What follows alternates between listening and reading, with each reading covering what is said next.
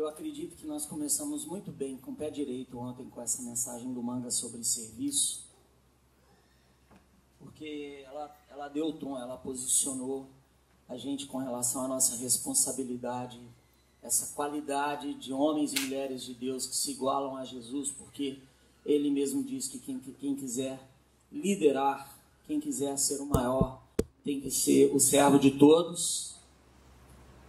E hoje eu quero trazer isso para o contexto da nossa cidade, porque eu acredito piamente que Deus pensou em tudo e Deus pensou nas cidades. Existe uma teologia de cidades na palavra de Deus, existe um modo de interpretar não só a importância que as cidades têm do ponto de vista social, mas também do ponto de vista espiritual, porque tudo é espiritual. Eu trabalhei durante 10 anos como líder da Jocum em São Paulo, e durante aqueles 10 anos eu aprendi muito sobre na prática, sobre a teologia das cidades, e qual é o nosso posicionamento, qual é o posicionamento bíblico, qual é o ponto de vista bíblico com relação às cidades, porque a gente sabe que uma coisa contra a qual a gente não pode lutar é o crescimento da urbanização. 75% da população mundial hoje mora em centros urbanos, e nós temos aí um grande número de cidades com mais de 1 milhão de pessoas, são cidades conhecidas como cidade de envergadura internacional, com mais de 1 milhão de habitantes. O próprio Brasil, se você for em vários lugares do Brasil, você vai encontrar até mesmo no interior cidades que estão quase chegando a 1 milhão de habitantes, daqui a uma década provavelmente vão atingir esse número.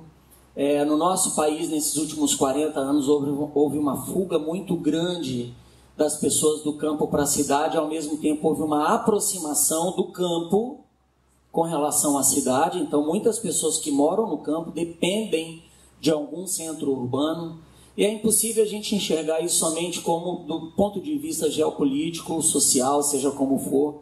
Existe uma razão para isso, e a gente até costuma pensar e ouvir dos nossos avós como que a vida era boa no interior, como que era gostoso na roça. O pai ia trabalhar na roça, botava os filhos no cercadinho, e às vezes a mãe que estava ali colhendo café tinha que matar uma cobra, porque a cobra ia atingir os filhos. Aquela história linda, né? Aquele modo que os nossos antepassados têm de romantizar a vida no campo. Isso não cola mais.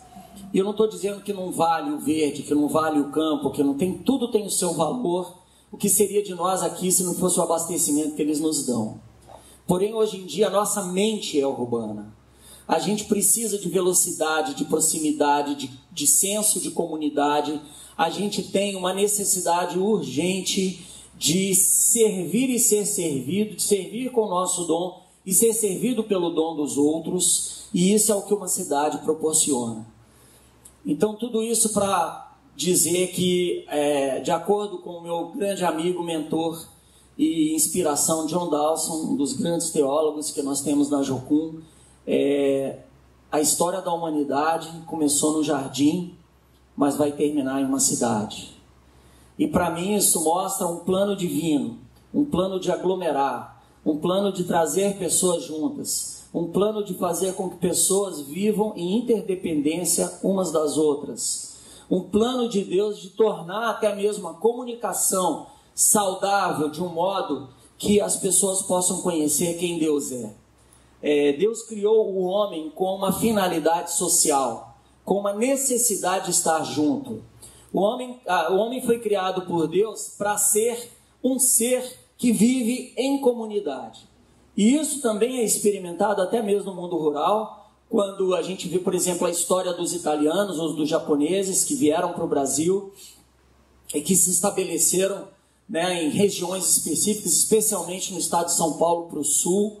Aqui também no Espírito Santo, muitos italianos se estabeleceram, e a gente sabe que eles se reúnem em colônias, e existem épocas do ano em que eles precisam se juntar para se lembrarem quem eles são, de onde eles vieram, que história eles tiveram, e aprender uns com as experiências dos outros. Então isso é um plano de Deus que se revela, eu acredito, de diversas maneiras, mas de um modo muito legal e muito específico, nas cidades. A primeira cidade foi mencionada na Bíblia em Gênesis 4, Não sei se vocês sabem que considerada a cidade mais antiga do mundo é Jericó. Mas biblicamente não é. Biblicamente a primeira cidade tem o nome de Enoque, que é o nome de um filho de Caim. Quantos de vocês lembram da história de Abel e Caim? Quantos aqui de vocês amam Caim de paixão? Levanta a mão, deixa eu ver. Caim tem uma reputação ruim para nós, porque foi o primeiro assassinato na história da humanidade. Um irmão contra o outro, que é absurdo. E alguns brincam dizendo aí, Davi, mais uma para você. Quando foi a Primeira Guerra Mundial? Foi quando Caim matou Abel, porque 25% da população morreu. Eu e minhas piadas sem graça. Mas a verdade é que havia uma pequena população ali. A Bíblia fala de Abel e Caim. E quando Caim matou Abel, o que ele fez? Ele fugiu. E ele tentou escapar da presença de Deus e tentou escapar da presença de outras pessoas, da própria família dele. Mas a Bíblia fala que durante muito tempo ele não se estabeleceu em nenhum outro lugar. E Deus tem uma conversa com ele, e Deus fala que da terra ele não tiraria mais o seu sustento. E tem a ver com a oferta que ele deu. A oferta que ele dependeu da terra, de algo que era, inclusive, talvez querido para ele, para dar aquela oferta para Deus. O Senhor aceitou a oferta de Abel, ele ficou enciumado, fugiu, e Deus falou: você não vai mais se relacionar com a terra, mas você não vai morrer. Então, a gente não percebe nos detalhes o poder redentor de Deus. Até para Caim tinha redenção. Você conhece alguém que cometeu um erro pior do que o de Caim? Você já ouviu falar de alguém que já trouxe mais problema do que Caim? Eu já. Às vezes o pecado de Caim foi absurdamente grave. Porém, existem pessoas e situações e gente que causou muito mais mal à sociedade do que Caim causou. E Deus deu um jeito, foi lá e alcançou essa pessoa. Por que Deus não alcançaria Caim? Então Deus, na sua infinita misericórdia e graça, ele diz para ele: você vai estar marcado. Ele falou: eu vou morrer. Ele falou: você não vai morrer, mas também você não vai tirar o seu sustento da terra. E aí, a gente não sabe dos detalhes, mas ele fugiu para a terra de, se não me engano, a terra de Nope. E aí ele tem uma esposa, que eu não sei quem que é um mistério. E aí ele tem um filho com essa mulher, e o nome desse filho é Enoque. E ele funda uma cidade, dá o nome da cidade de Enoque, que significa novos começos. Então, essa é a primeira menção bíblica de cidade.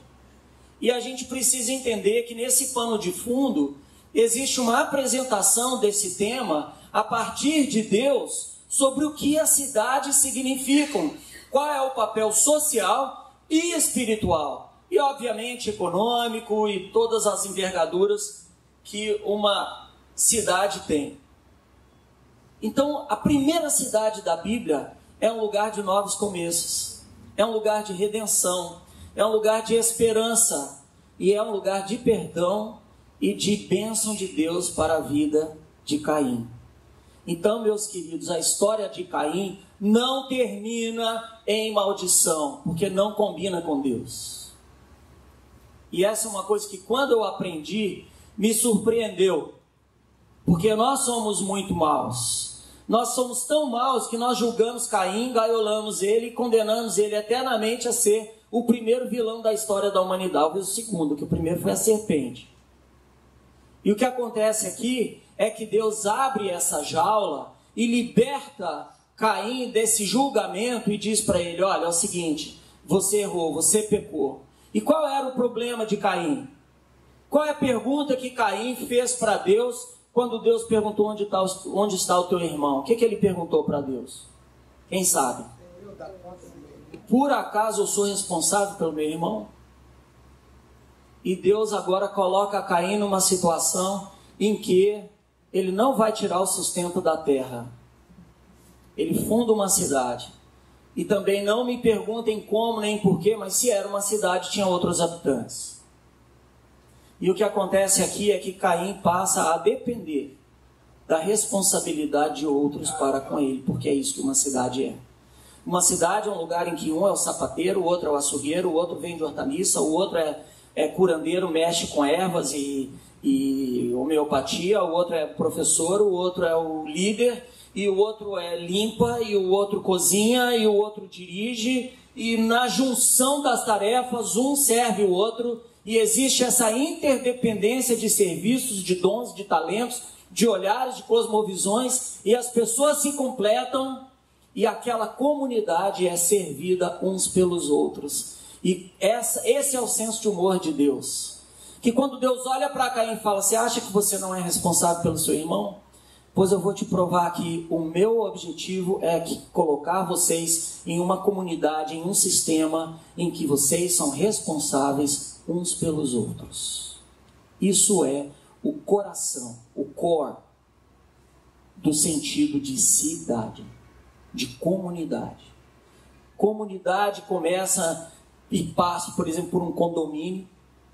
Vocês são amigos dos seus vizinhos, vocês tratam seus vizinhos como amigos, vocês brincam, vocês se reúnem, vocês resolvem problemas. Se um está precisando de ajuda, pergunta, você conhece alguém que faz não sei o quê? Estou precisando trocar não sei o quê lá em casa, você conhece? E nessa interdependência desses relacionamentos, cria-se um ambiente saudável. A mesma coisa é uma família, é uma empresa, é uma igreja.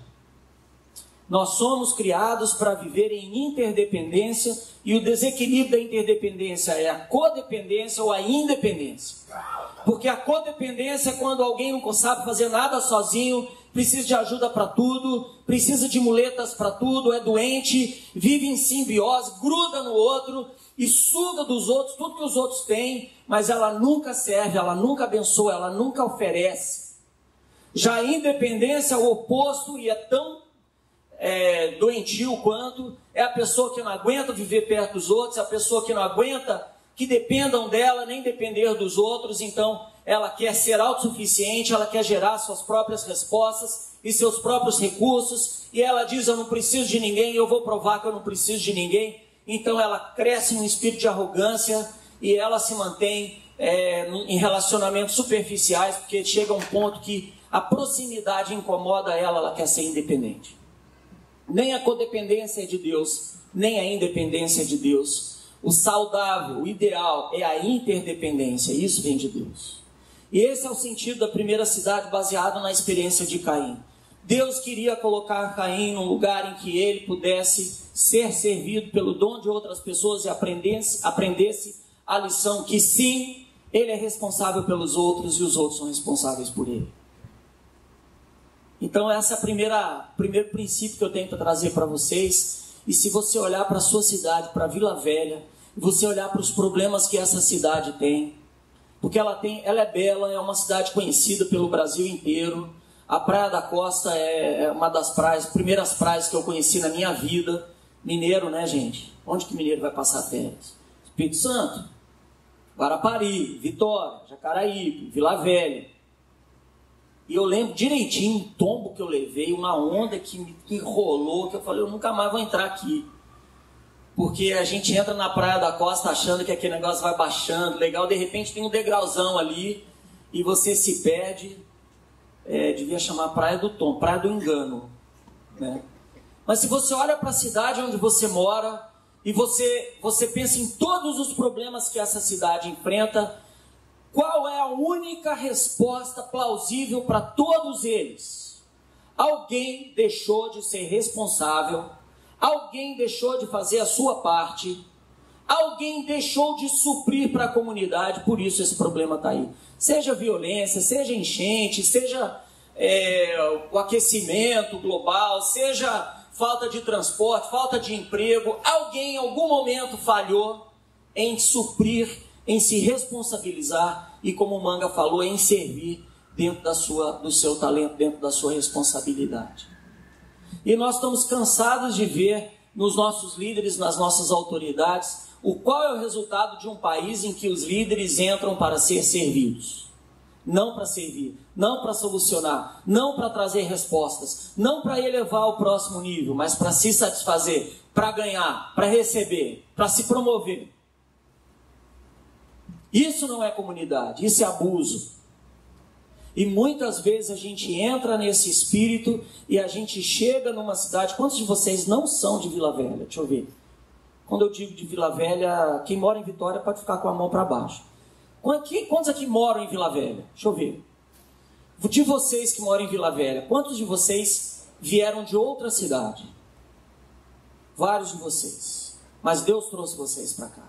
Em algum momento sua vida recomeçou aqui, não é verdade? Trabalho, família. Quando meu pai morreu, minha mãe tinha um terreno. Nós morávamos de aluguel.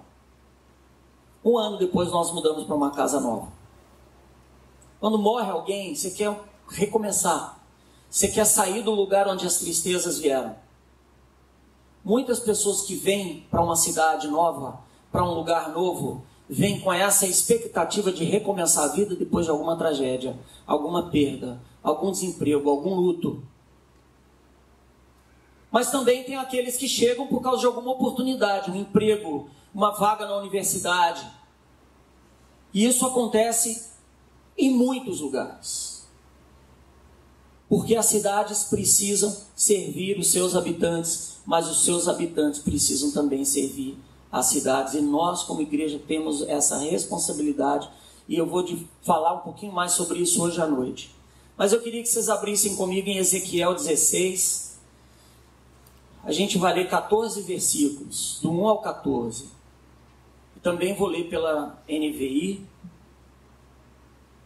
E eu queria que vocês entendessem um pouquinho disso aqui, porque a impressão que a gente tem é que as cidades são apenas um lugar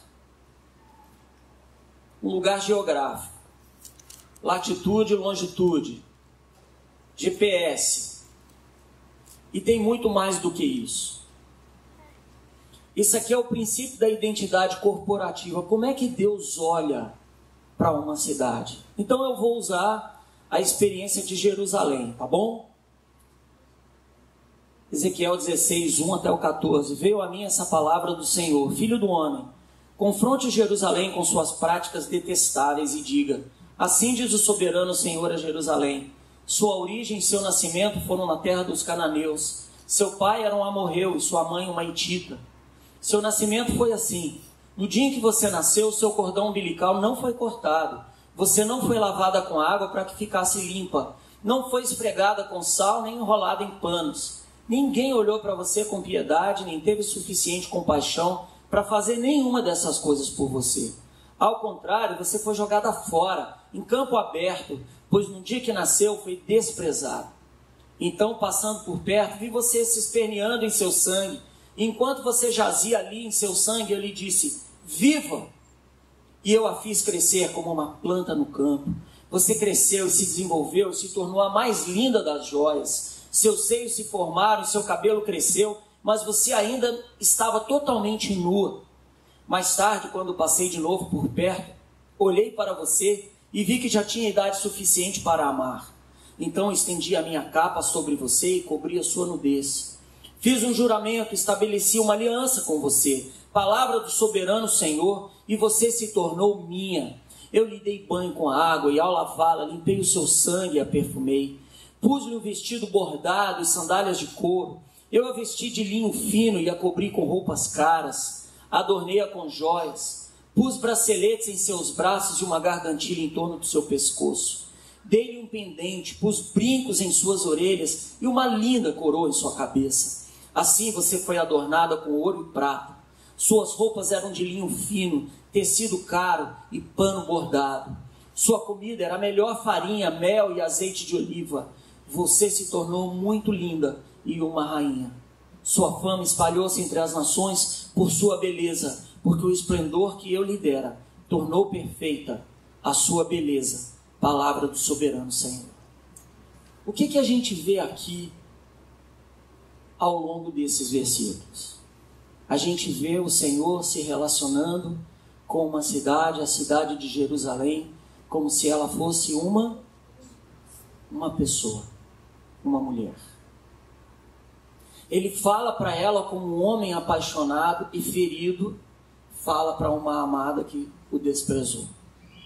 Esses versículos continuam e depois o Senhor coloca o seu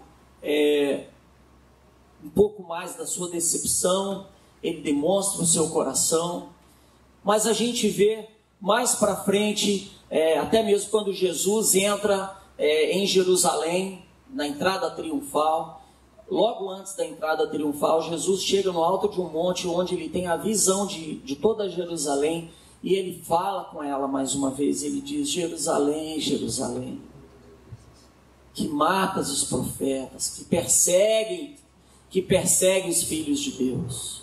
Quantas vezes eu quis te trazer debaixo da minha asa, como uma galinha protege os seus pintinhos. Quem que fala assim, gente? Uma mãe fala desse jeito. Filho, filho, quantas vezes eu já te falei para você largar dessa moça, que só te faz sofrer.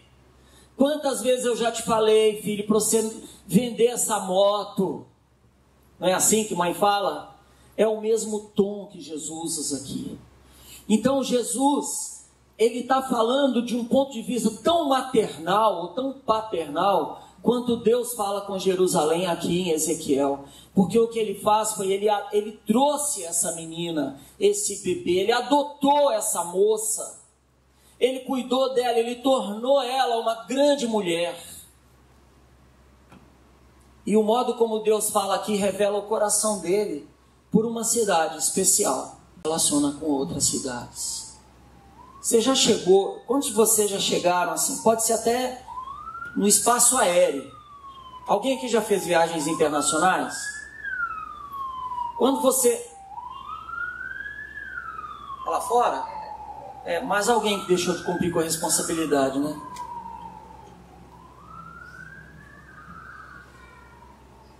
Espaço aéreo é assim. Você viaja de um país para o outro, e quando você sobe, quando o avião decola, tem um clima dentro do avião, que é aquilo que você está deixando para trás. São Paulo, Rio de Janeiro, Vitória, qualquer aeroporto internacional, você sente isso. Aí normalmente os voos são noturnos, você acorda, toma um café, aí o avião vai baixando, e logo antes dele baixar, se você olha pela janela ou não, você já sente que tem um clima diferente lá fora. Não é mais o lugar de onde você saiu. Você sente que você está literalmente respirando outros ares. Por quê? Porque existe uma personalidade ligada ao local. Numa identidade corporativa, e ela pode ser uma família, uma empresa, uma igreja, uma cidade, uma vila, uma banda.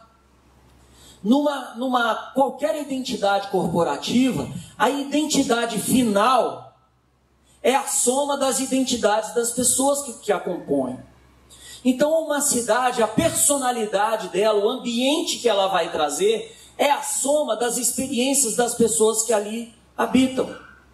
Gente, isso acontece quando a gente pega a Ponte Nova e a gente sai de Vitória e chega em Vila Velha. Você sabe que você chegou em Vila Velha porque o clima, o ambiente muda e vice-versa. Você sabe, muitas vezes, você pode até dormir no carro sem saber onde você está, mas quando você acorda você pensa, não é o mesmo lugar de onde eu saí, porque o clima é outro, o ambiente é diferente, a sensação é diferente. É assim quando eu estou conversando com a Luciana, batendo papo com ela, tem um tipo de voz, o jeito de falar, os assuntos pertinentes. Quando eu estou conversando com o Manga, o tom de voz é outro, a feição é outra, os assuntos são diferentes, porque são duas pessoas diferentes. E da mesma maneira, quando você se relaciona com cidades, da mesma maneira você sente que você está se relacionando com pessoas diferentes.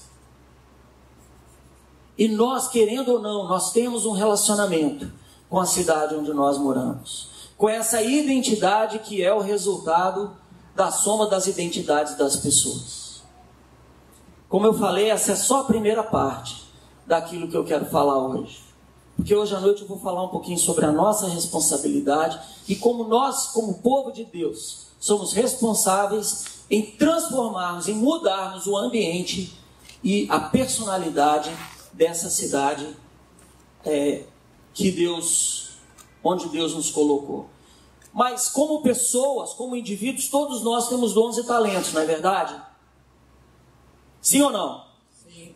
Quantos de vocês aqui tem talento para cozinhar? Deixa eu ver. Beleza, ainda bem que tem homens com a mão levantada, né? Ah, aquela picanha suína ontem estava maravilhosa. Você pode levantar a mão bem alto, Marco. Quantos de vocês aqui tem o talento para ensinar? Beleza. Quantos de vocês aqui tem talento para liderar? Chega num lugar e as coisas estão embaralhadas. Você, peraí, vamos organizar aqui, vamos resolver. Quantos tem esse talento? Beleza. São talentos diferentes. Quantos de vocês têm talento para organizar as coisas, deixar os lugares mais bonitos? Quantos têm esse talento? Então são talentos impressionantes, são coisas que Deus colocou em nós, e da mesma maneira as nossas cidades acabam demonstrando os seus próprios talentos. Qual é o apelido da cidade do Rio de Janeiro? Qual é o talento da cidade do Rio de Janeiro? Rio de Janeiro tem uma das geografias mais lindas do mundo. Você pode viajar, pode ir para a cidade do Cabo, você pode ir para Vancouver. Estou pensando aqui nas cidades talvez mais bonitas que alguém possa ir. Mas Paris, nenhuma compete com o Rio de Janeiro. Não que eu estou dizendo que o Rio de Janeiro é a mais bonita, porque alguém chegou lá e botou uma favela em cada bairro e agora é parte da paisagem. Mas olha a geografia daquela cidade. Olha as vistas daquela cidade. É impressionante. O Rio de Janeiro é impressionante. Tem o dom da beleza, tem o dom do charme. Isso se revela nas pessoas. Adriana Calcanhoto escreveu uma música sobre os cariocas que tem tudo a ver com a cidade. Eu não lembro muito da letra, mas é uma canção muito interessante de como ela vê o povo carioca. Cariocas são charmosos, cariocas são irados, cariocas são não sei o quê, cariocas não levam desaforo para casa.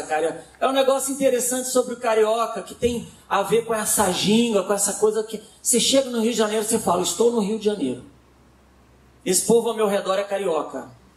Porque a cidade exala uma personalidade, uma casualidade que tem tudo a ver com todas aquelas canções que já foram compostas para essa cidade. Daí você sai do Rio de Janeiro, você vai, por exemplo, para, vamos ser óbvios, São Paulo. O que você vê em São Paulo que caracteriza a cidade?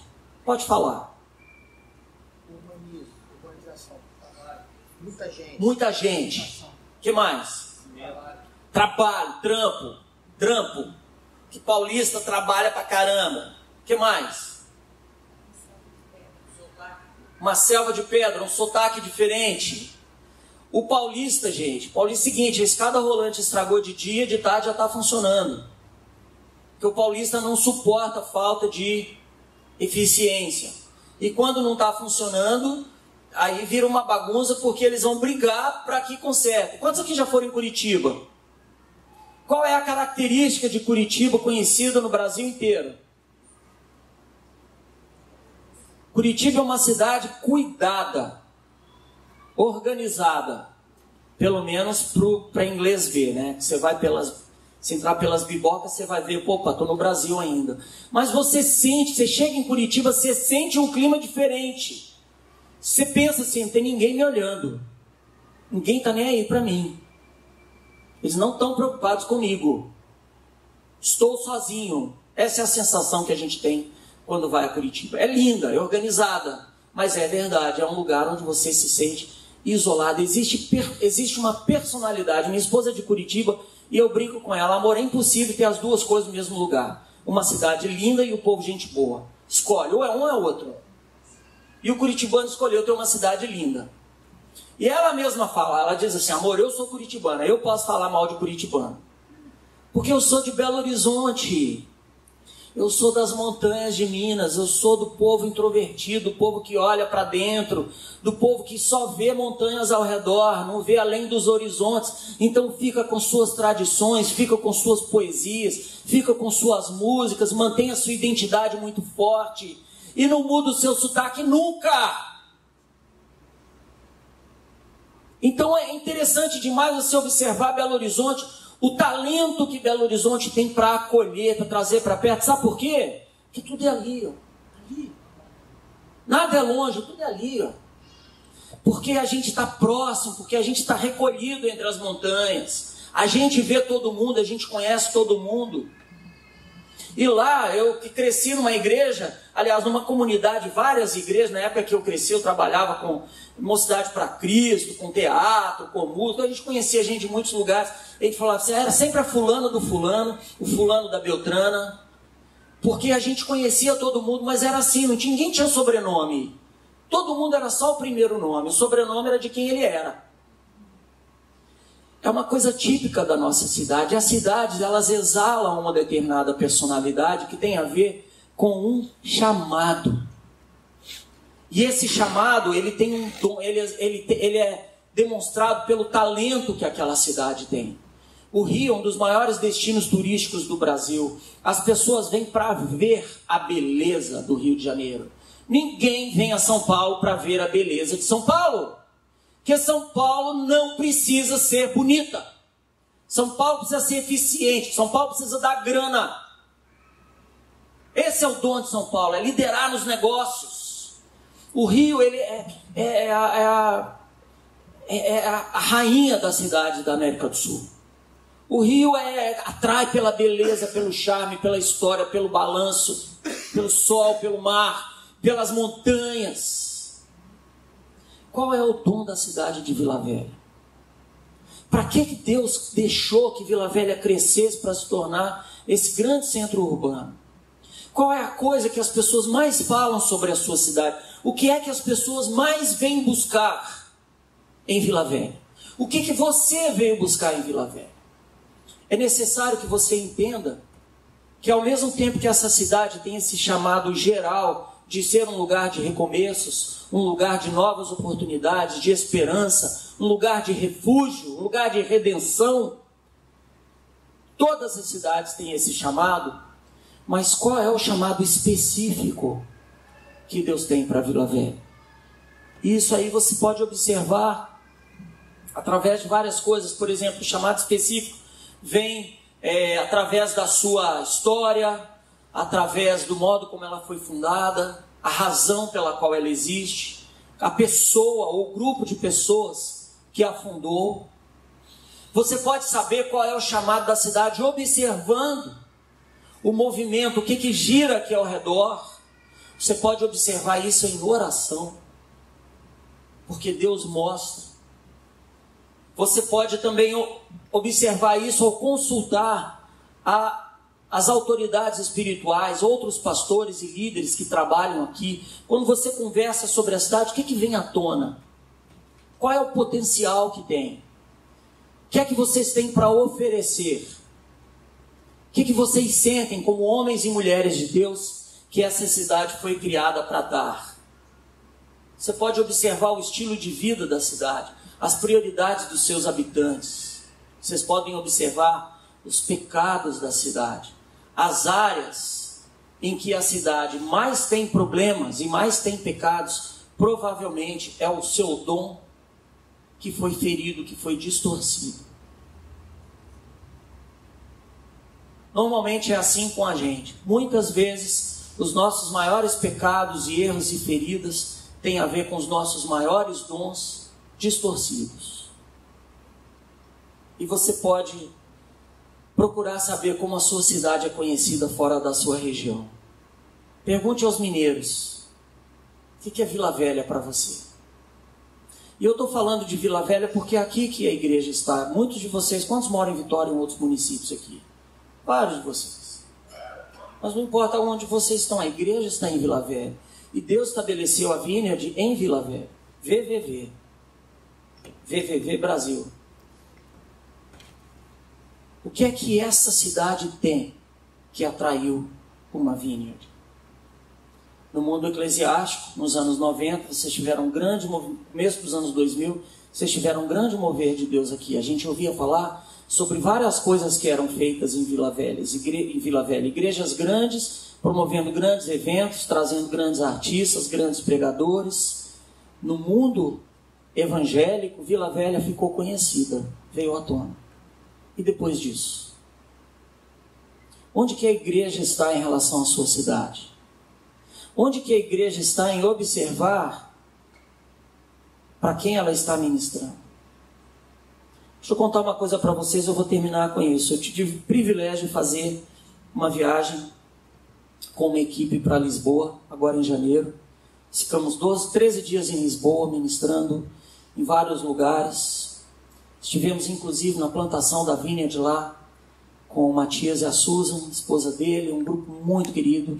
Aquela manhã tinha praticamente 20 pessoas no apartamento deles, que é onde eles se reúnem todo domingo de manhã. Aí a gente teve um almoço. Gente, foi lindo, foi muito gostoso. Dentre outras coisas. Daí, a equipe veio embora e eu fui para a Romênia, ministrei 4 dias na Romênia. Trabalhei com alguns missionários que eu conheço que estão trabalhando lá. Eu dei um seminário para líderes de igrejas, pastores, missionários. Dei um seminário para líderes de louvor. E depois disso, na minha volta para o Brasil, meu bilhete era pela Turkish, passava por Istambul. E eu falei com a minha esposa, amor, desculpa, o nosso sonho é conhecer Istambul juntos, mas eu estou passando por lá. Você não está viajando comigo, eu vou ficar 3, 4 dias em Istambul sozinho, eu vou conhecer. E fiquei. E amei. E andei pelas cidades, teve um dia que eu andei quase 20 quilômetros, que eu gosto de andar. Fui nos monumentos, tirei muita foto, subi nas torres, comi kebab de rua, tomei o café turco, comi o Turkish Delight, né? O manjar turco famoso, que é que nem uma bala de goma, que decepção. Estava gostosinho e tudo mais. Muito legal a cidade. No último dia, eu falei, eu vou no lado asiático, porque Istambul é uma cidade que tem 2 continentes. A parte maior está na Europa, a parte menor está no lado asiático, em Codicóia. Eu fui para Codicóia, peguei o barco e fui. E eu sabia que ali tinha um mercado, tinha um lugar com muitas lojas, cafés, livrarias. Eu falei, eu quero conhecer. E alguém falou para mim, o lado de lá é o lado verdadeiramente turco. Aqui tem muito turista, tem muito árabe, lá é turco. Aí eu fui para o outro lado. Foi muito legal, porque logo que eu cheguei, eu estava com um mapa assim, eu entrei, daí eu vi que estava muito quieto, e falei, eu acho que eu estou no lugar errado. Aí tinha um rapaz assim, eu perguntei para ele, fala inglês? Ele falou, falo. Eu falei, sabe o que é? Eu estou aqui com uma mapinha aqui, eu sei que tem um lugar aqui, que assim, é só lojinha da hora, e livraria, café, tem uns negócios aqui bem interessante que eu li também numa revista, tá? Ele falou, você está procurando tal lugar assim, assim. Fica uns 10 minutos de caminhada para lá.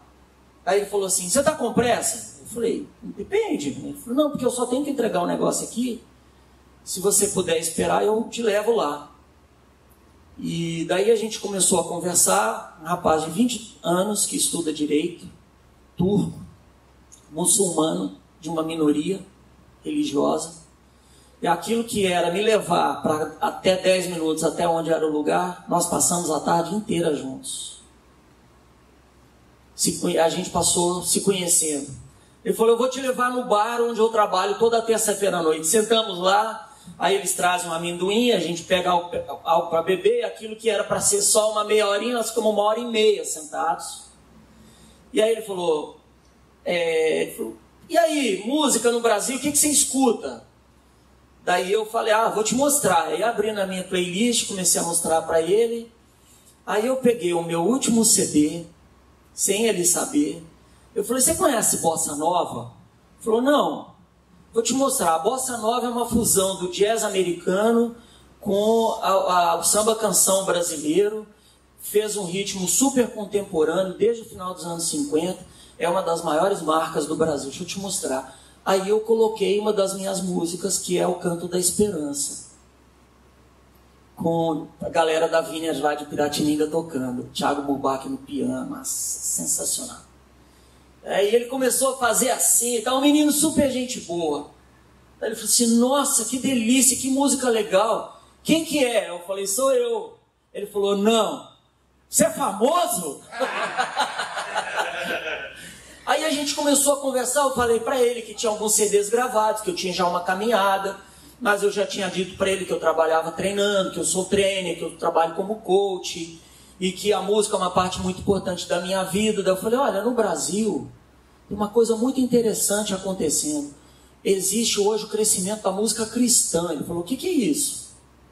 Eu falei assim, hoje os artistas de música brasileira vendem muito, mas os artistas cristãos estão vendendo muito mais. Ah, é? Por quê? Aí eu comecei a falar. Olha, tem muitos jovens da sua idade no Brasil que já experimentaram, já passaram por tudo, já experimentaram de tudo, acabaram com a vida, já pensaram em se matar, já fizeram... As pessoas estão vazias, elas estão procurando resposta. Eu comecei a falar de Deus para ele. Obviamente eu dei abertura para ele começar a falar da religião dele, dos hábitos deles, das músicas deles. Inclusive, assim, quem é interessado por música acha fascinante o negócio. E é fascinante. Música cultural, roots mesmo. A gente ficou amigo. E eu compartilhei a minha fé com ele. O jeito que eu pude. Não falei do sangue de Jesus, e Cristo pregado, a expiação pelos nossos pecados. Não cabe. Mas eu fui conhecendo o coração daquele rapaz. Os dons dele. O que é importante para ele. E eu não sou bobo, eu sou coach. No coach você encoraja as pessoas. No coach você mostra possibilidades. No coaching você traz à tona o que é melhor da pessoa. Isso é uma tremenda ferramenta de evangelismo. E o nome dele é Baran, tadinho. Baran Go, né? Mas eu falava para ele, Baran, olha isso, você prestou atenção nisso que você acabou de falar? Cara, isso é profundo, você não é um cara superficial. E chegou uma hora que ele abriu o coração. Ele falou, cara, olha, o negócio é o seguinte, eu acordo de manhã, não tenho razão nenhuma para viver. E aí eu comecei a falar para ele, só que... ele falou umas 2 vezes, ele falou assim, cara, esse encontro nosso foi uma das melhores coincidências da minha vida. Eu falei, você está chamando de coincidência? Eu estou chamando isso de presente de Deus. Eu podia estar andando sozinho aqui com o meu mapa, sem ninguém para falar, nem traduzir, nem me ajudar a descobrir quais são os melhores lugares. Deus mandou você de presente para mim hoje. Você está me abençoando. Você está tornando meu dia. Eu fui em lugares maravilhosos, históricos aqui. Nada em Istambul foi melhor do que conhecer você, andar com você e conhecer um turco de verdade. Cara amoroso, cara querido. E eu comecei a afirmar ele. E no final ele falou, ninguém nunca falou de mim do jeito que você fala. Ninguém nunca falou para mim das coisas que você fala. Estamos falando do amor, significado, valor da vida. E eu disse para ele, comecei a falar sobre quanto Deus é o dono da vida. A vida é um presente que Deus nos dá. Mas a minha estratégia nem foi estratégia que eu não pensei. Foi natural. É de encontrar o que é importante para aquele menino. A visão dele da vida. Trazer à tona e valorizar. E me relacionar com os dons e os talentos dele. De um modo responsável. E tentar, como talvez o único homem de Deus que ele conheceu na vida dele, depois de 20 anos... Aquelas 5 horas preciosas era tentar mostrar para ele quem ele era de verdade, quem Deus criou ele para ser. Daí quando ele... Estou sem a mensagem aqui, tá ali. No dia seguinte ele me manda uma mensagem, Beto, no dia que ontem quando eu te encontrei, o meu dia estava uma droga. Eu ia terminar com a minha namorada e ele terminou com a namorada.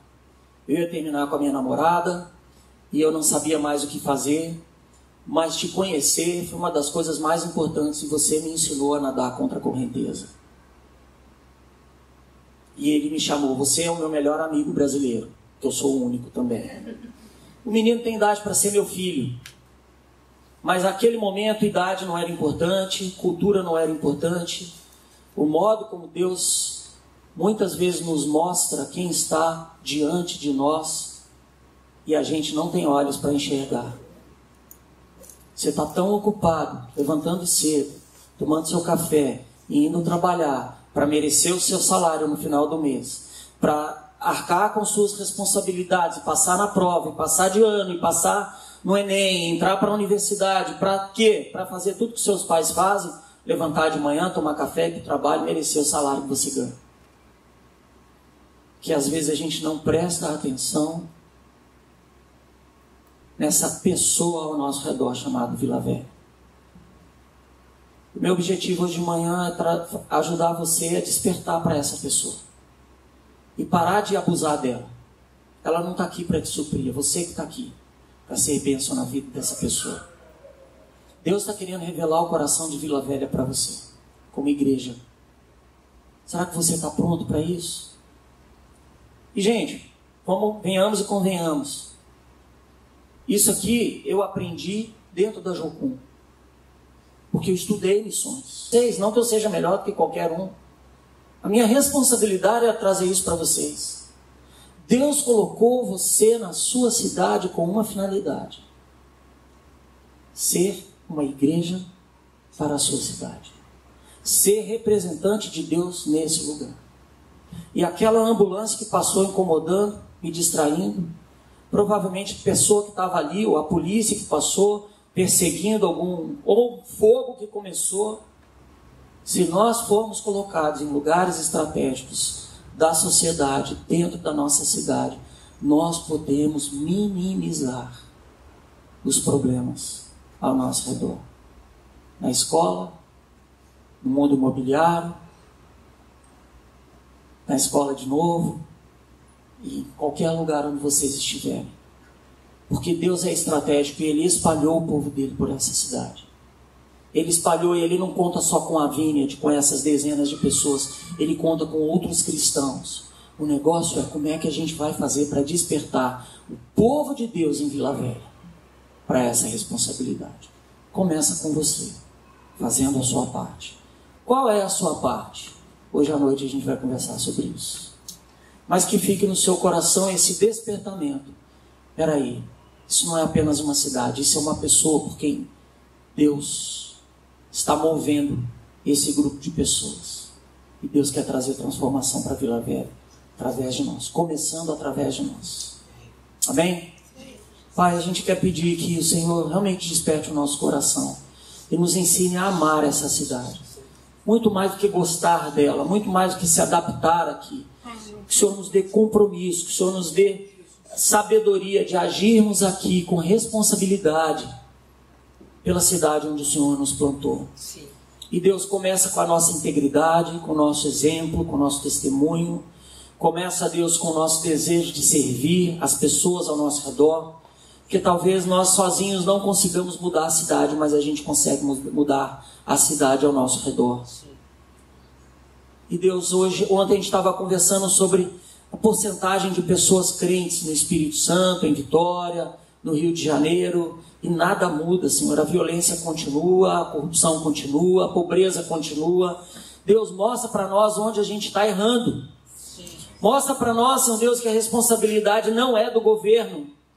Mostra para nós, Senhor Deus, que onde o teu fogo cai, onde o teu avivamento acontece, a cidade muda por causa da tua presença em nós. E desperta-nos, Senhor Deus, para respondermos a Ti com as nossas habilidades. Sim.